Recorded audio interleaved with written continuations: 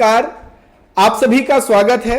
आज हम बात करने वाले हैं जो कि बहुत सारी बहनों का सवाल है कि नई आंगनवाड़ी कार्यकर्ता और सहायिका की भर्ती कब आएगी। दूसरा, अब भर्ती आएगी तो हमें कैसे पता चलेगा। तीसरा, भर्ती शुरू होगी तो फॉर्म कैसे भरेंगे। ये तमाम सवालों के जवाब और साथ ही साथ आपको क्या गलतियां नहीं करनी है जो इस वाली भर्ती में आपने की है। बहुत सारी बहनों का चयन, अभी बंपर भर्ती निकली थी, आप सभी ने उसके लिए आवेदन किया, लेकिन कहीं ना कहीं कुछ थोड़ी सी गलती हो गई, चाहे वो दस्तावेज में चाहे फॉर्म भरने में, उसके कारण भी बहुत सारी बहनों का चयन होने से छूट गया। तो किन चीजों की सावधानी आपको रखनी है वो भी मैं इस वीडियो में आपको बताने वाला हूं, तो पूरा वीडियो जरूर देखिएगा। स्वागत है आप सभी का आपके अपने YouTube चैनल ऑल योजना इन्फो में। अगर आप मध्य प्रदेश से जुड़ी किसी भी सरकारी योजना भर्ती की जानकारी पाना चाहते हैं तो हमारे ऑल योजना इन्फो परिवार के पक्के सदस्य बन जाना। ये सब्सक्राइब का बटन है, इसे फटाफट दबा देना ताकि हमारी आने वाली वीडियो आपको सबसे पहले मिल सके। तो चलिए शुरू करते हैं। सबसे पहले, जब भी आंगनवाड़ी की भर्ती आएगी तो आपको इसका जो अपडेट है, आदेश है mpwcdmis.gov.in यानी महिला बाल विकास विभाग की ऑफिशियल वेबसाइट है। यहां पे आकर के आपको परिपत्र, आदेश सब कुछ मिलेगा। यहां पे आंगनवाड़ी भर्ती से संबंधित या जो भी महिला बाल विकास से संबंधित जो भी आदेश होते हैं वो यहां पे आपको दिख जाते हैं। तो यहां पे आपको दिख जाएगा। और ये मैंने आदेश निकाल लिया है। चयन एवं नियुक्ति की प्रक्रिया, आमंत्रण की प्रक्रिया, वर्ष में 2 बार आंगनवाड़ी कार्यकर्ताओं एवं आंगनवाड़ी सहायिकाओं की पदपूर्ति हेतु नियुक्ति की कार्रवाई की जाएगी। 1 वर्ष में 2 बार आंगनवाड़ी कार्यकर्ता और सहायिका की नियुक्ति प्रक्रिया की जाएगी, जिस हिसाब से पद खाली रहेंगे।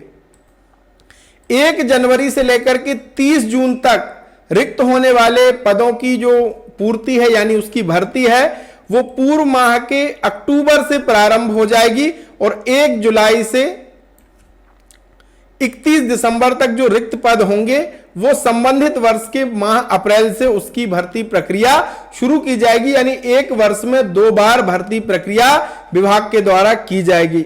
अब फॉर्म कैसे भरेंगे, तो फॉर्म जैसे इस बार भरे गए हैं ऑनलाइन, इसके लिए एक अलग पोर्टल बना दिया गया है। चयन पोर्टल एमपी ऑनलाइन की तरफ से यह भर्ती की गई। एक अलग टैब यहां पे मिलेगा WCD का, वुमेन एंड चाइल्ड डेवलपमेंट का। यहां पे ही आपके फॉर्म भरेंगे। और फॉर्म कैसे भरेंगे, अब जो भी आंगनवाड़ी कार्यकर्ता है, सहायिका के फॉर्म भरेंगे वो ऑनलाइन ही भरेंगे। जब भी भर्ती आएगी ऑनलाइन ही फॉर्म भरे जाएंगे और सारी चीजें आप अनंतिम सूची, अंतिम सूची सब कुछ ऑनलाइन घर बैठे देख पाएंगे, जैसे कि इस बार की भर्ती प्रक्रिया में हुआ है। तो आपको चयन पोर्टल और महिला बाल विकास विभाग के ऑफिशियल पोर्टल को देखते रहना है और भर्ती आएगी तो हम तो आपके लिए वीडियो बना ही देंगे। अब आपको किन चीजों का ध्यान रखना है यह भी जान लीजिए। इस बार बहुत सारी बहनें हैं जिनका फॉर्म रिजेक्ट हुआ है।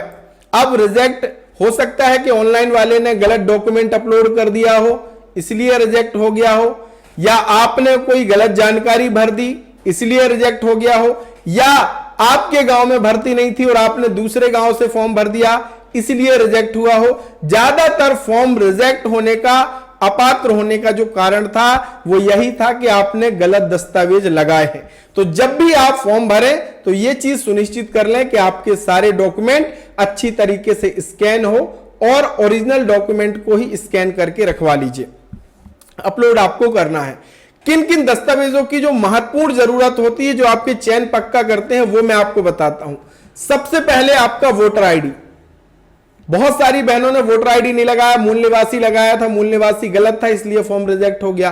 तो आप अपना नाम वोटर लिस्ट में जरूर जुड़वा लीजिए और आपके डॉक्यूमेंट्स के आधार पर ही वोटर लिस्ट में भी नाम होना चाहिए। मूल निवासी नहीं बना है, बनवा लीजिएगा, यह भी आपके काम आता है।